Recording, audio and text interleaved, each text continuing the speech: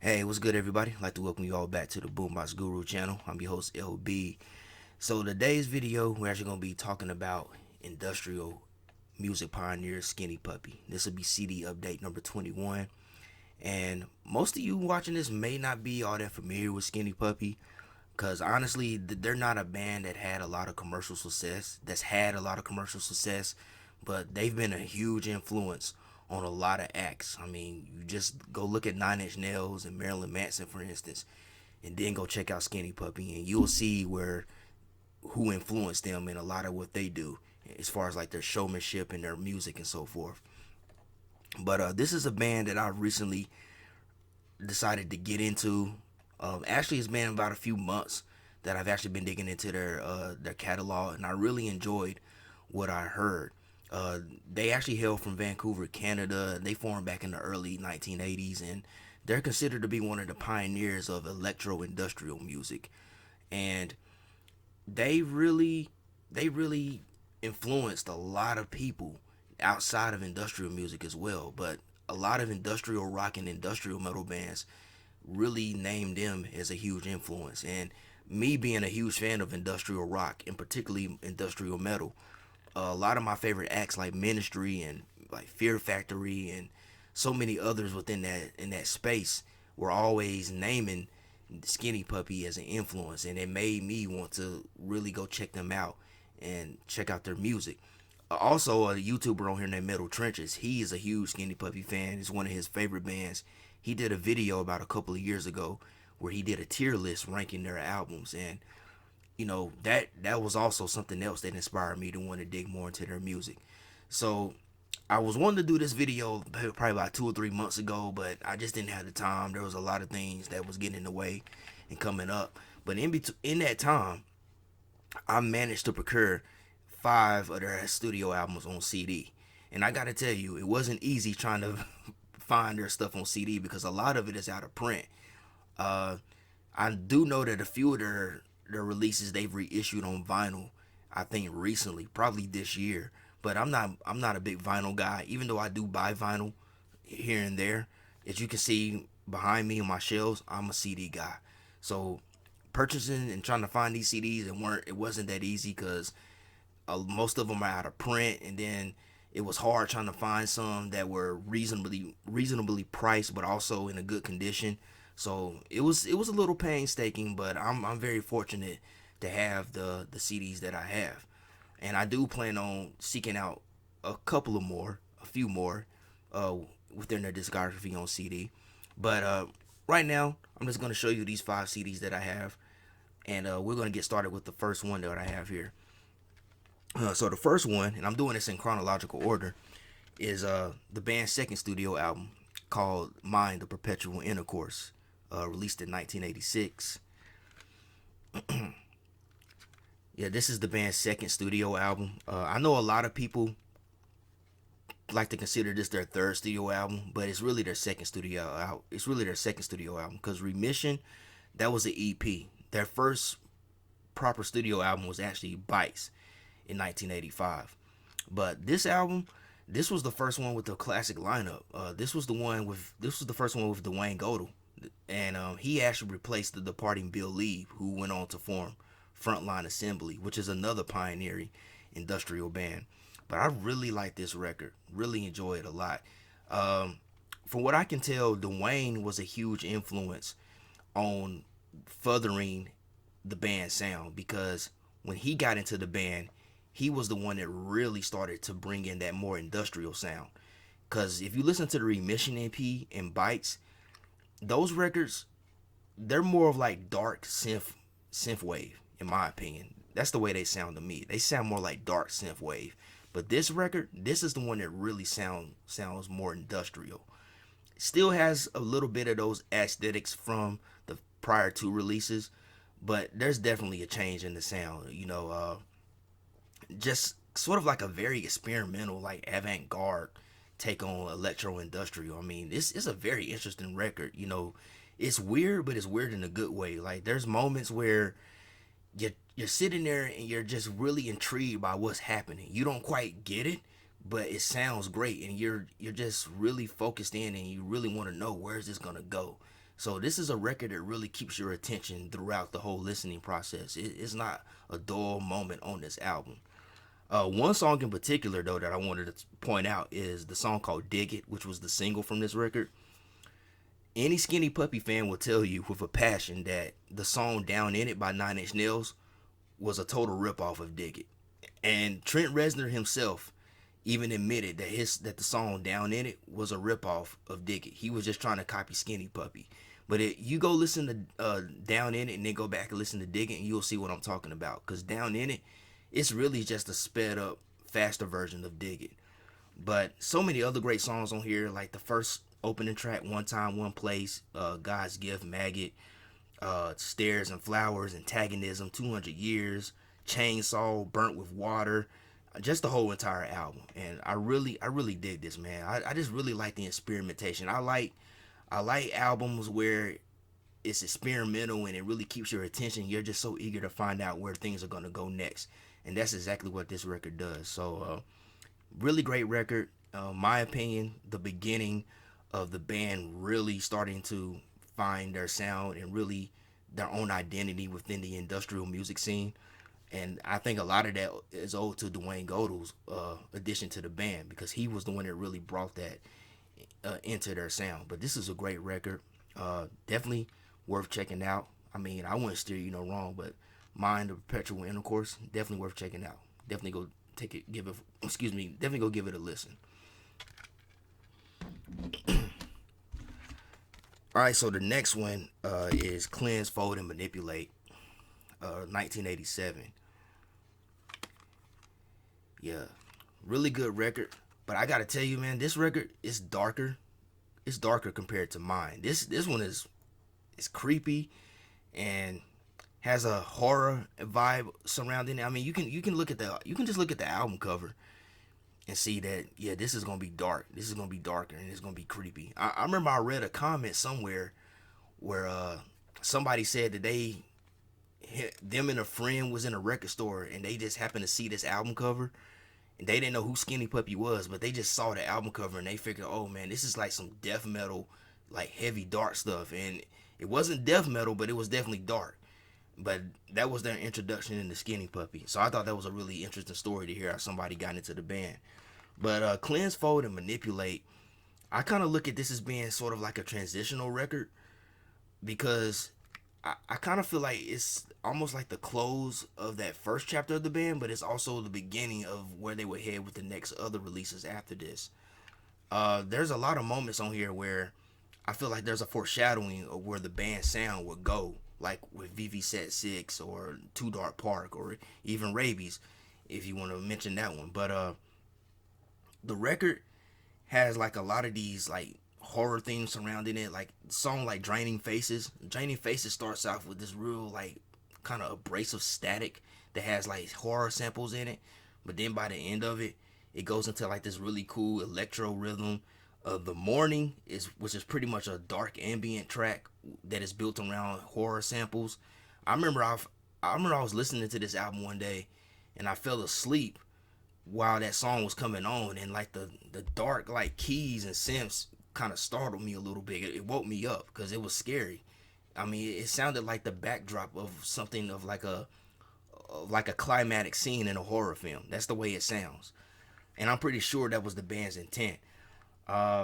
There's also some really like catchy rhythms on here, like songs like Addiction, Terror Beat, what else? Deep Down Trauma Hounds. A lot of these songs have like these really cool dance rhythms. So I can kind of imagine that when this album came out, that people who really knew this band, I can imagine it was getting spinned in a lot of clubs, preferably probably a lot of golf clubs back then. But they definitely have dance rhythms to them. And there's also some very serious messages on this album. You know, the first song, First Aid, that's about the growing AIDS epidemic that was happening in the 80s. Deep Down Trauma Hounds is actually about teenage suicides. And there was a lot of teenage suicides that was happening around this era. Another song I want to point out is Anger. Anger, that's a really good one. And I feel like that song really foreshadows where the band would go with their sound later. I mean, that song is just this heavy, dense, like industrial track, man. I mean, the beat is just really hard hitting and mechanical. Kind of, it could be a bit of a challenging listen because like the vocals are like kind of, how can I put this? There's a lot of static within the song, and the vocals are kind of buried a little in that static, so it's kind of hard to understand what's being said. So it can be a bit of a challenging listen, but I still dig that song, and it's one of my favorites on here. Shadowcast, Second Two for another great two great ones on here. I mean, the whole entire album, honestly, is a really good one, man. And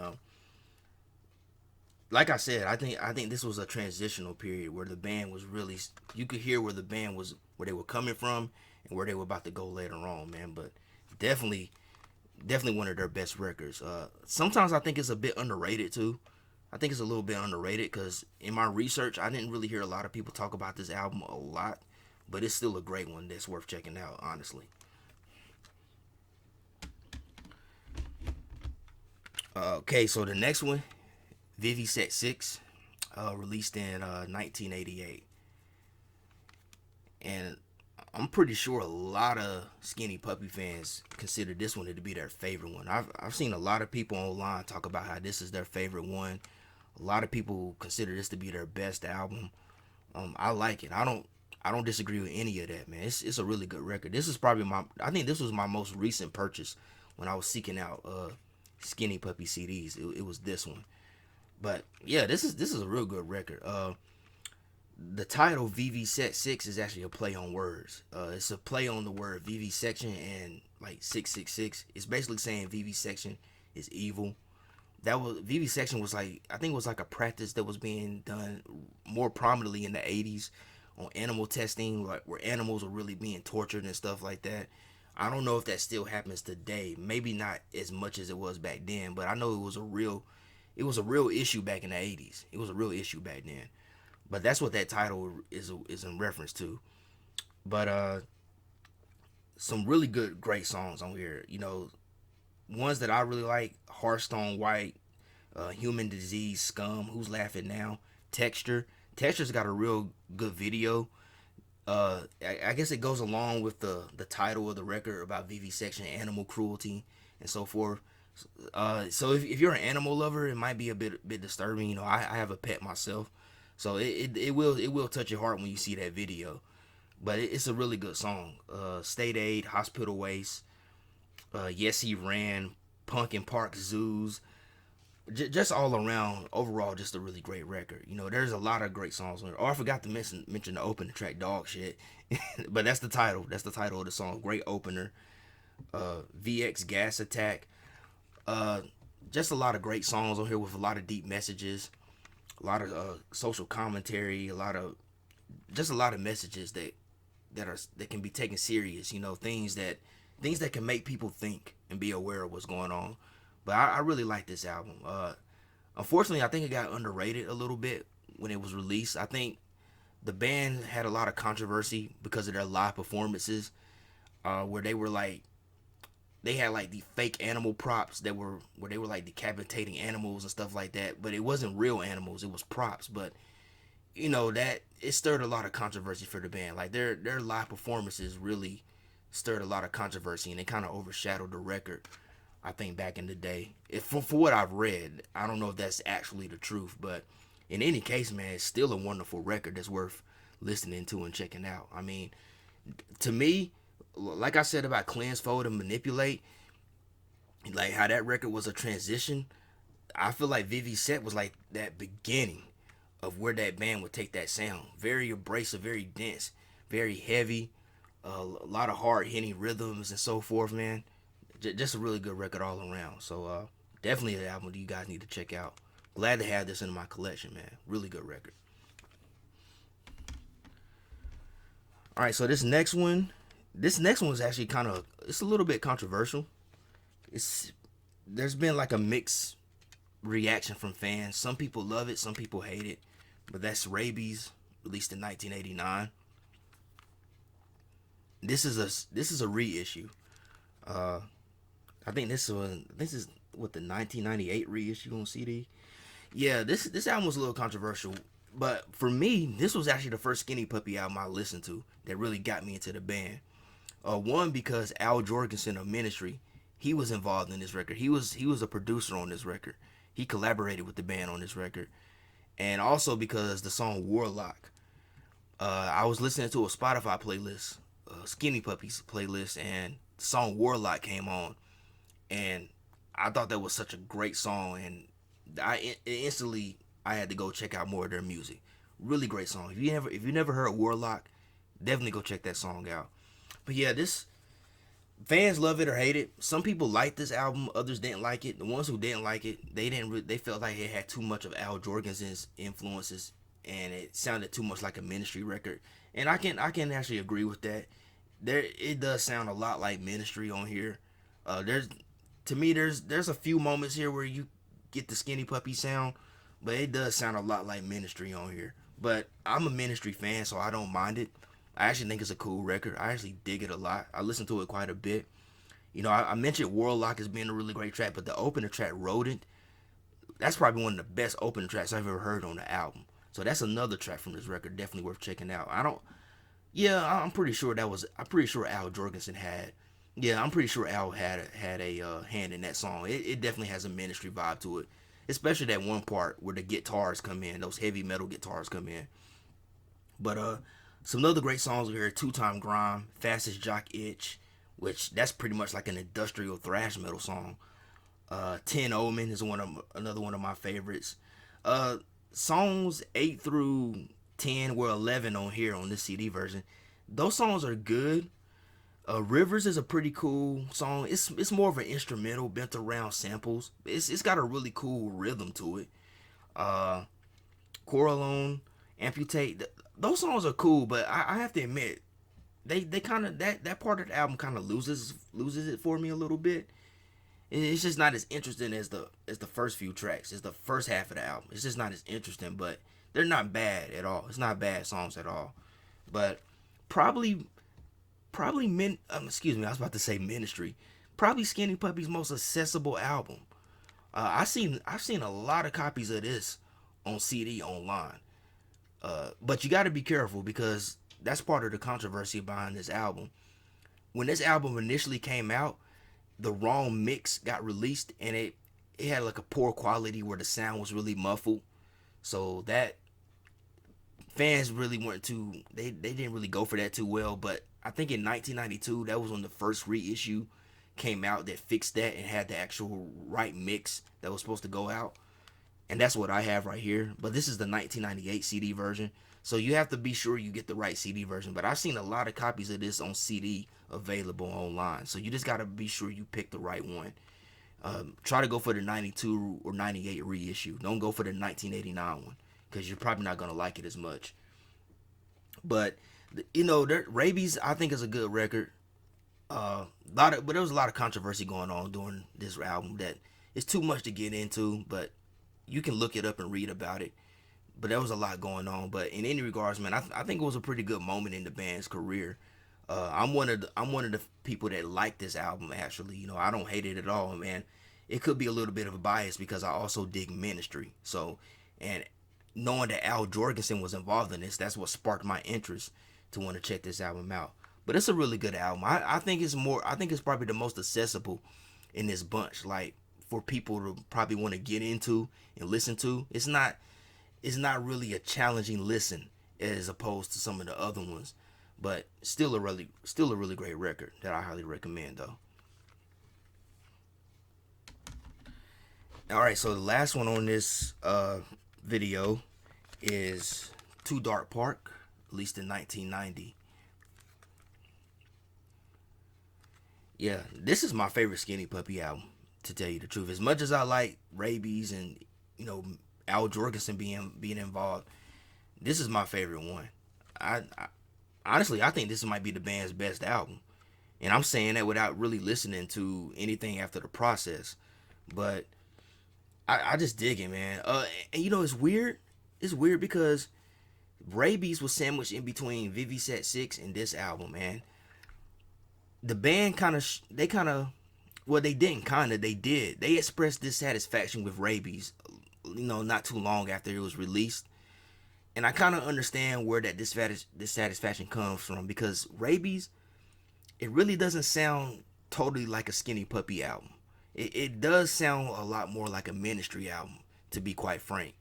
And Too Dark Part, to me, it's like the band just got right back in tune with each other, and it was like, okay, now Al's not here, we're gonna get back to doing what we do, and that's the way this record sounds. To me, Too Dark Part is more like the natural follow up to Vivi Set 6, man, because I feel like this is where the band was headed with Vivi Set 6. I feel like Vivi Set 6 was them working up to this.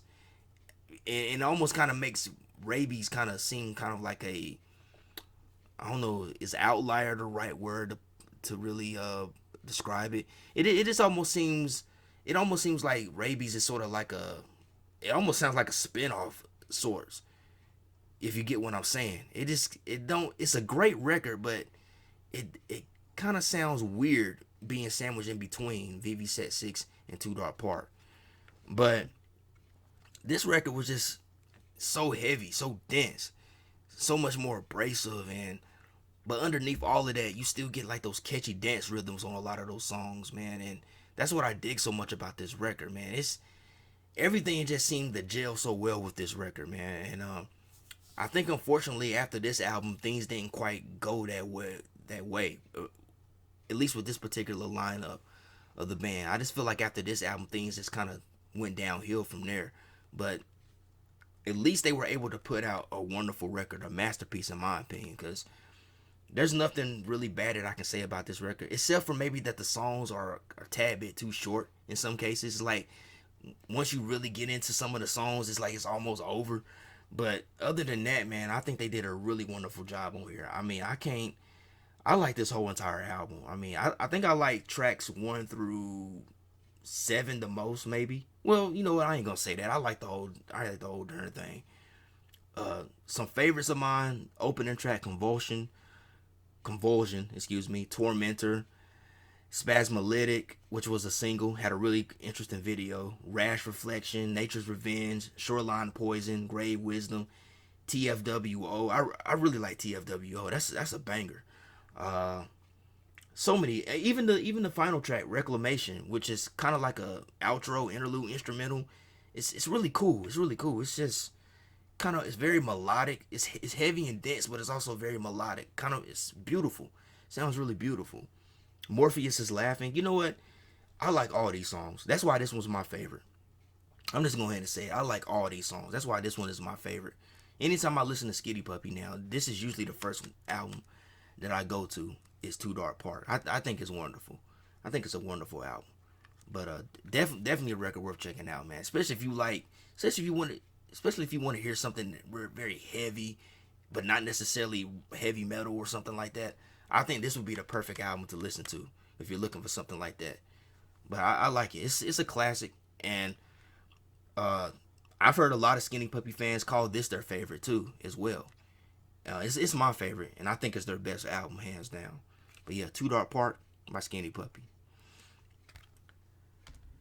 And that's it for this video. You know, I only had 5 CDs as of right now. I do plan on getting a few more. I'll probably try to get the Remission EP and Bites, and I'll even go ahead and get Last Rites and The Process. I know there's a lot of fans that are a bit iffy about those latter 2 records I just mentioned. Last Rites I've listened to a few times, and I actually kind of dig that record a little bit. I don't think it's better. I don't think it's their best record, but I actually kind of dig it. I understand there was a lot of things going on behind the scenes when they did that record. The Process is pretty cool, but you know, at that point the band was kind of falling apart, and unfortunately Dwayne Goettel ended up passing away, I believe during the recording process or right before the record came out. But in any regards, man, Skinny Puppy, a great band, a band that's still active today. They're still touring, although I think I heard that this year might have been their last tour. I'm not sure about that. But any regards, man, great band. I'm glad that I discovered them. I'm glad that I got into their music because I really enjoyed it. And even though they didn't have even though they never had a lot of commercial success, and getting into this band, I really see the huge influence that they've had on a lot of artists like Marilyn Manson, you know, White Zombie, Ministry, Nine Inch Nails, even artists outside of those genres, man, they've managed to have an influence on, and I really pick them on it. I really pick up on that now that I've gotten to that I've gotten into them, and even the frontman Nivek Ogre, he's considered to be the first industrial rock star, and I can see how he influenced people like Marilyn Manson and Trent Reznor. I can see how they were really influenced by his style and everything. But in any regards, hope you guys enjoyed this video. I know it's a little bit longer than the last one, but you know, it is what it is. Sometimes I can ramble on in these videos, but if you did enjoy this video, please give me a thumbs up. Share this video. It helps the channel out. Also, be sure to subscribe to the channel and hit that bell so you'll be notified when I drop new content. I want to give a huge thank you to everybody that's been watching the videos, that's been commenting on the videos, and showing support. I really do appreciate it. And as always, hope everybody has a blessed day, a blessed week, and love, peace, and music. Peace out, y'all.